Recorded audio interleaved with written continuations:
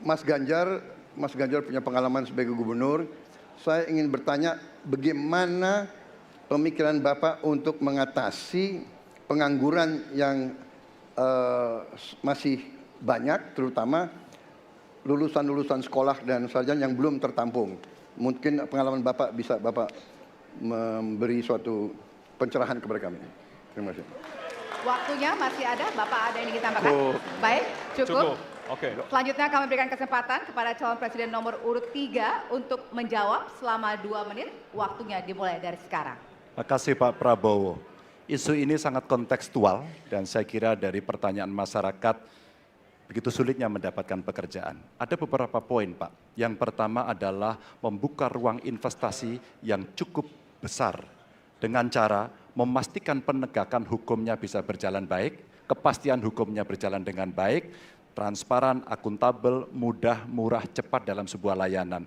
Tanpa itu dilakukan, mereka akan minggat dan mereka akan pergi, tidak mau datang. Yang kedua, ketika mereka datang, sudah masuk berinvestasi katakan, pusat-pusat pertumbuhan sudah diberikan kepada mereka oleh pemerintah dengan fasilitasi kawasan industri umpama, insentif pajak umpama, kemudahan perizinan, ease of doing business umpama, maka ketika kemudian itu sudah berjalan, Pak, yang mesti disiapkan adalah SDM. Ketangguhan SDM untuk menjemput itulah yang kita siapkan. Apa itu? Sekolah vokasi, nggak ada yang lain. Dan kemudian SDM inilah yang kita bisa pastikan bahwa mereka sampai dengan 12 tahun mesti sekolah dan gratis. Inilah yang kemudian bisa kita dorong untuk kemudian mereka bisa naik.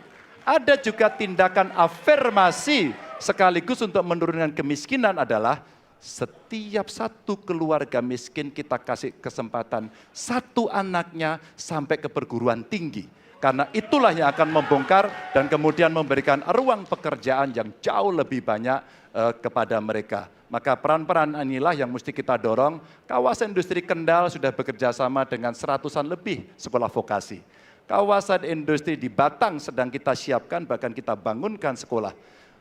Kerjasama antara pusat, provinsi, kabupaten menjadi begitu penting untuk memfasilitasi itu. Dan kemudian tugas kita mensosialisasikan untuk mereka bisa terlibat di dalamnya.